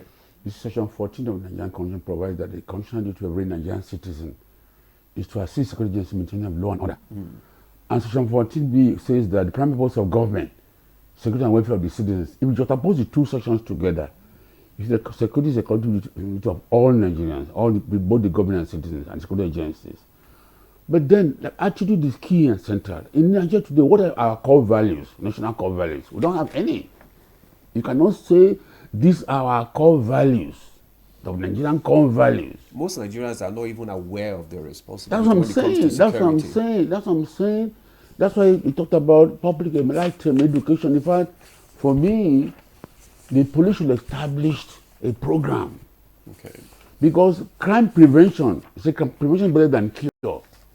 Crime prevention on those issues to educate the citizens of their role, how to what and what constitute crime, what and what they should not do. It also helps me the society safe and secure. So crime prevention strategy is also an advocacy will help in making the society safe and secure. So national orientation, for instance, they are invisible. For my own, they're not something to be visible. National orientation should carry attitudinal change. Nigerians should know their role, but Nigerians today, like my colleagues on the civil society, always concerned about human right. Where there's a right, there's corresponding obligation of the citizens. But Nigerians are not concerned. They don't know about the obligations and duty. They don't know. Just right. So I think we need to carry out aggressive orientation to educate the Nigerians that they have a duty as citizens. They are citizens. Even from the home, from the family parenting, from the school. Like I mentioned, my alma mater, I say find worthy in character and learning. The university, the institutions, how are they inculcating those values in their students? A young boy just leaves the family, going to the university, he doesn't know anything. Call group will just corner him one side, tell him we can do this, you protect you. If you have whatever result you want to give, you want to make first class, and so forth. What are the values that the university is inculcating, or the secondary school is inculcating their students, even the family? How many parents will sit down and inculcate values in their children? We're concerned about to make money and power. So I think we need that orientation. We need to have a national core values that will help Nigerians, from primary school, make it a compulsory course in all institutions, learning these core values and inculcating them. And we let us live by those values. If we live by those values, we will transform the Nigerian society. And the leadership at all levels, not just we leaders saying we just being leader to control money and power. How impactful is our life to the people we rule? Our character, what are we there to serve the people or just to impoverish them and loot and so forth? The young ones are watching us, like you mentioned in the question of social media. If we carry on this orientation, let the youth know that they have a role. Because if today's country is not fixed, their future is very, very bleak. Very bleak. So you need to understand that they have a role to play to build a very safe and secure environment where Nigerians can feel confident in any part of the country. All this ethnic stigmatization, ethnic animosity is not helping us. We know this unity is not there. We're not united. If we must be those core values, our national anthem, when no man is oppressed, but people are being oppressed. We're not living in line with our anthem. So I think we need to develop a national core values. And I want and this is the responsibility of everyone. The traditional rulers, the political leaders, even the religious leaders. Everybody, it's a cultural responsibility of everybody. Even parenting in the family, what are the parents doing? How many parents will sit down with their children in the morning and maybe say prayers together and realize some moral values, truthfulness, service, commitment, and all those things that will build a moral society. So the society is a responsibility of the government. The government, as I said, what lessons have we learned? The government itself. As issue of back to your question, issue of vigilante. Vigilante were meant, like Kabiru said, Dr. Kabiru said earlier, our constitution says there shall be only one police force, section 214 of the constitution, and that's the ground norm. And the constitution says any law that is not in line with the constitution is null and void. But now state governors, it is good to establish laws to fix vigilante, but the vigilante must be in line with the rules of the laws of the country. They are the complement for the police, other security agencies. But if they now begin to work against the rule, if they don't feel that they are not independent, they need to be fixed, they need to be controlled by the police. Like I mentioned in my initial statement, I said rules of engagement and code of conduct. You have that rules of engagement, code of conduct, how, and you'll be training. Because an untrained security person is a threat to the society and a threat to the institution. Understand? If you now train his capacity, rules of engagement, his professional conduct, ethical conduct, he leads by that, you are dealing to the people. You are indeed associated with the people. Okay. So I think it is, like I said, what lessons have we learned? The government, the citizens, all security agencies, what lessons have we learned? The police. One of the ways of crime prevention is to educate citizens of their role in how to prevent crime, and by so doing, that will be in line with section 24th E of the Constitution. So I think we need a lot to do. The media too. The media has a lot to do. We all need a lot to do. We have a lot to do. This is our country. Thank you so much. We have to make our country safe and secure for all of us. Thank you so much, CP. Now, as we begin to, wind up this conversation, Dr. Kabir, what do you think are the key takeaways from this conversation concerning this incident? What lesson do you think we need to all imbibe? Like I said at the beginning, public security. Everything we're doing. Okay, just a moment. I think we need to join Dele Atobi for an update on the Edo State Tribunal judgment concerning the Edo election. Dele, give us an update. Thank you, Demola and Claire. The truth of the matter is that the Edo State governorship election was conducted on the 21st of September 2024. And the APC and its governorship candidate, Senator Monday Okpebholo, was declared as the winner of that election. And if you take a look at the Electoral Act and the Constitution, election issues are sui generis. That is, they are on the class of their own. And taking a look at Section 285, subsection 6, it says that tribunal should not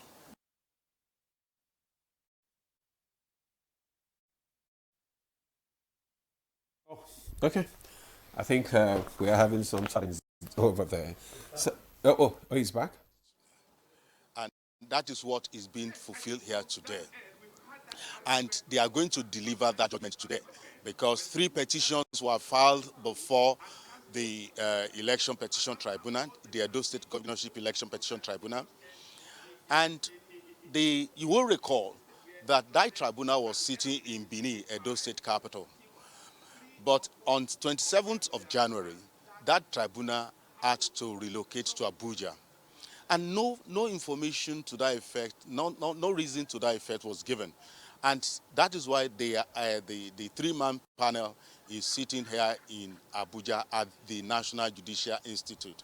And that has always been the issue, especially when there is security issues surrounding the tribunal, the admin of the tribunal. And if you take a look at the result of the election as at that time, because whenever you are bringing a petition before a tribunal, you must equally tell the tribunal the result of the election.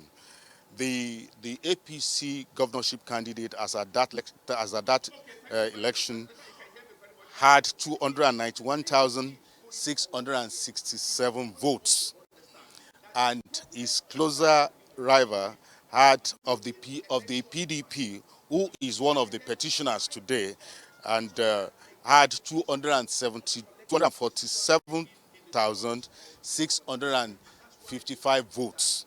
So these are the things to be challenged today. All the petitioners are saying that the election as at that day level was not conducted in compliance with the Electoral Act and the Constitution of the Federal Republic of Nigeria. So it is for the three-man panel or tribunal to decide in the next few hours. The court hall is filled to the maximum, and that is what is on ground as at the time we are discussing. Yes, let me equally inform that there was the issue of the fact that fake news, that the result of the election was that the tribunal matter was had to be is out. No, it cannot be true. It cannot be true. They've debunked that, and we'll now see when the judgment is given by the people, by the tribunal and three-man panel. They will give the judgment. They adjourned on the 3rd of March, and the tribunal will now be handling the matter today. That is the judgment that we are expecting in the next few hours. Okay, thank you so much, Dele, for that update. We expect to hear the judgment later from you. Thank you. We'll come back to the studio. And before we went to Dele that we give for an update, I asked you the takeaways from this conversation this morning. What lesson do you think we need to learn from this incident? I mean, in simple terms, I mentioned public security, the need to improve public security, and the fact that every action has a reaction. As Nigerians, we need to acknowledge that. I'm sure those who meted out that jungle justice did not anticipate the reaction that will follow it. Otherwise, they probably wouldn't have done what they did. So that, for me, should be something that all of us as a people should realize. When we're going to act, let's think of the consequences of that action. In conclusion, I would also say we would need to do a review, do the man in the mirror situation, and just like we said, all of us, what lessons have been learned.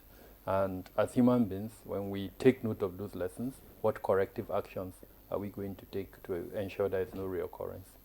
Okay, Mr. Febua, I'm just wondering, is there any form of extra measures, to provide some form of security, even for, the northerners in Edo State? They are Nigerians. We know, but I don't want to call them northerners. Yes. They are Nigerians. Yes. The ownership structure of this country must, be consciously looked into. We don't have to be saying north, west, south, east, and all that. Nigerians are Nigerians. That's why I personally don't support or subscribe to the idea when you are filling the form, even within Edo State, there's a place of origin, a local government of origin, all those things should play a background. Yes, but within the context of Because, our conversation. No, presently and before now, we have very robust relationship with other people who are not from Edo State, who are resident in Edo State. I can tell you that for free. So are you assuring the safety of everybody? Everybody who lives in Edo State, has always been treated like Edo people. Because we need one another, to advance the cause of humanity. There are people who are consistently known for providing yam in the farm, in the market. There are those who are known for providing onions. So it is what they call symbiotic relationship. You are not to yourself. A society is made up of different kinds of people. But what is key is the fact that we should love ourselves. We should love and ourselves. see ourselves as Nigerians. Just a last word from General Kukeshika, yes. I mean... What should our youths in the north be doing? What's the behavior? I think it is not just the youth. I think it's a collective responsibility.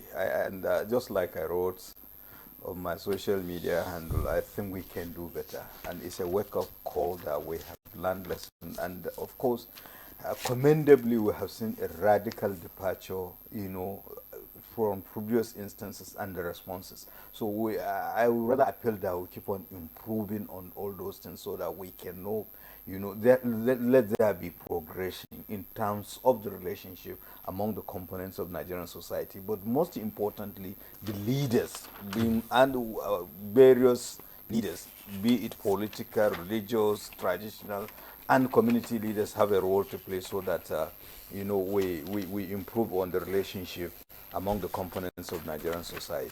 Okay, all we right, all have a role to play. Brigadier General Sani Kokashika Usman, former Nigerian Army spokesman. I'd like to thank you very much.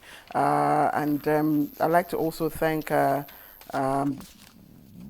Kabiru Adamo, Security and Management Risk Expert, and also CEO of BISCOM Communications. Security and Intelligence Limited, yes.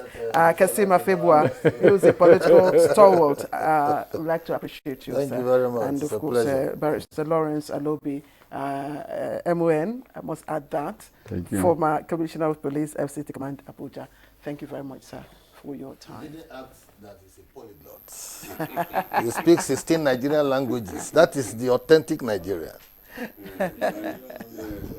All right. Thank you, thank you. I'm also a true Nigerian. You don't know how many languages I speak. Yeah. We're Nigerians. All right, that's good. Whether he can confidently call somebody in Katsina and sleep in Katsina now. All right. Say Anjima. See you next time. All right, thank you so Did I much. get it right? Yeah.